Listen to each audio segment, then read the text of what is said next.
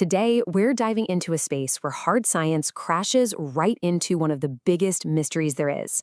What happens after we die? Now, this isn't about faith or any particular belief system. Nope.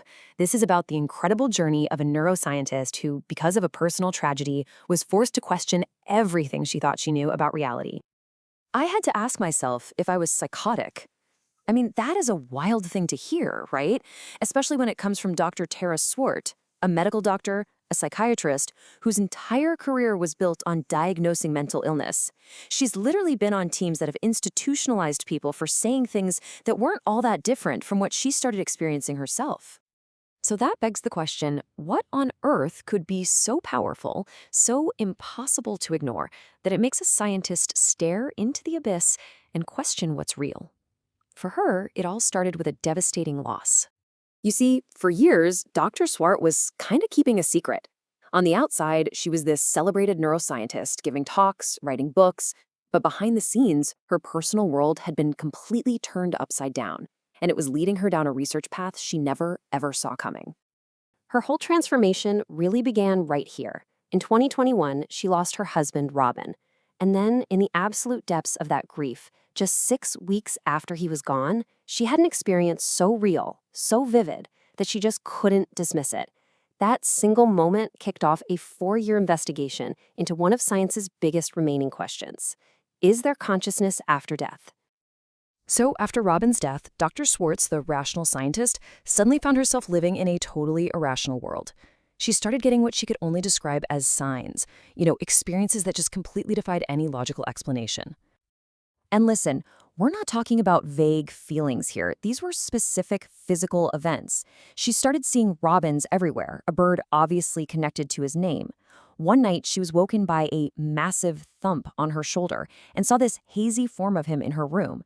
She'd feel this intense, bone-deep cold, and only later connect the dots that it was at the same time his body was in a refrigerated morgue. Her body was experiencing things her mind just could not compute. And this is the real kicker, the intense conflict going on in her own head. As a psychiatrist, she was having symptoms she was trained to diagnose in patients. She even talks about experiencing thought insertion, that creepy feeling that a thought has been placed in your mind that you know isn't yours. Well, that's a classic symptom of schizophrenia. Can you even imagine that?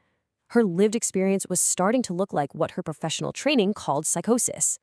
So this crisis basically forced her to go back to square one. If what she was experiencing wasn't madness, then maybe, just maybe, our whole understanding of the brain is incomplete. Maybe it's capable of way more than we give it credit for. Let me ask you something. How many senses do you think you have? Most of us would probably say 5. Maybe 6 if you count intuition. But what does the science actually say? Well, the answer is at least 34. That's the current count, and it includes all these non-conscious senses that are tracking stuff like the pH of your blood. It's just a wild reminder of how much is going on that we're not even aware of.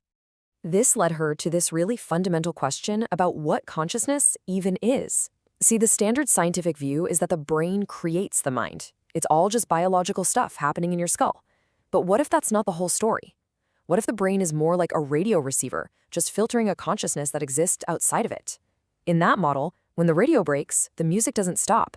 The broadcast is still out there. So to figure out how her own perception might have shifted, she dug into this concept called shared trait vulnerability. It's a really interesting theory that looks at the neurological link between creativity and mental illness. It turns out both are connected to having a looser brain filter, one that lets in more information from the world and allows for more unusual connections. Dr. Swart's hypothesis was that the profound state of grief did something similar to her brain. It loosened her filters, expanding her awareness and letting these signs come through. But look, Dr. Swart wasn't just going to rely on her own experience. She's a scientist, after all. She needed outside data. So she dove headfirst into the research on these strange phenomena that happen at the very edge of life and death. These moments where the rules about the mind and the brain seem to just break. First, there's this thing called terminal lucidity. This is when a person with a severely damaged brain, like from late-stage Alzheimer's, who hasn't recognized their family in years, suddenly wakes up, is completely clear, has a totally coherent conversation, and then they pass away just a few hours later. I mean, how can a mind work perfectly when the physical brain is destroyed? The whole brain as creator idea really doesn't have an answer for that. And then you've got near-death experiences. Dr. Bruce Grayson, a psychiatrist who studied thousands of these cases, tells this one incredible story. It's about a patient in the ICU who goes into cardiac arrest, and while he's clinically dead, he has this profound experience where he sees his primary nurse, a young woman he was really close with. So in this vision, the nurse gives him a message, and it's really specific and kind of strange. She tells him, "Your life isn't over. Go back, and please tell my parents I'm sorry about the red MG." Now, the patient has absolutely no idea what she's talking about. When the patient is resuscitated, he tells the hospital staff what she said, and they are just stunned. They have to tell him that his nurse had been killed in a car accident that weekend. She had crashed the brand new red MG she had just gotten for her 21st birthday. There was absolutely no way he could have known that. It's stories like this that really make you wonder if consciousness can exist without a working brain. Okay, so if these connections are actually possible, why don't we all experience them all the time? Well, Dr. Swart's idea is that it's not that the signs aren't there, it's that our brains are trained to filter them out. We have to learn what she calls the art of noticing. All right, so here's the big question from the skeptics, and it's a fair one, right?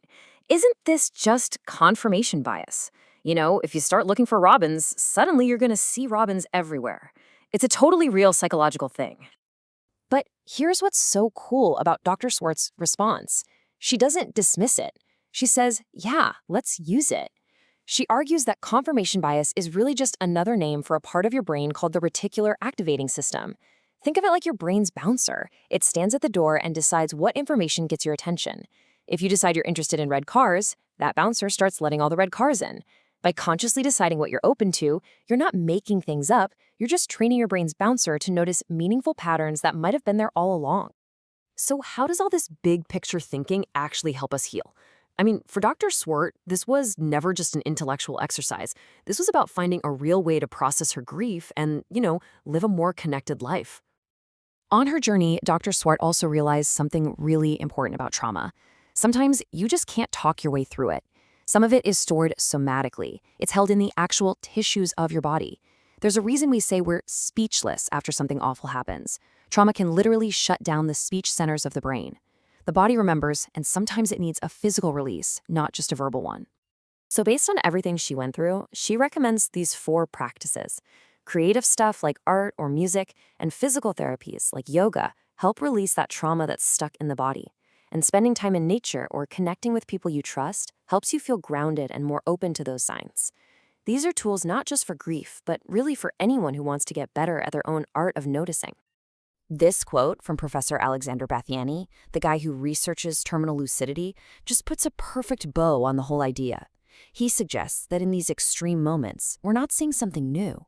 We're getting a glimpse of a truth that's always there, but usually hidden, that our mind and our body can and maybe do operate independently. And that's what it all comes down to, isn't it? This final thought. We know for a fact our senses are limited. A dog can hear sounds we can't, a bee can see light we can't. We're all living in just one tiny slice of reality.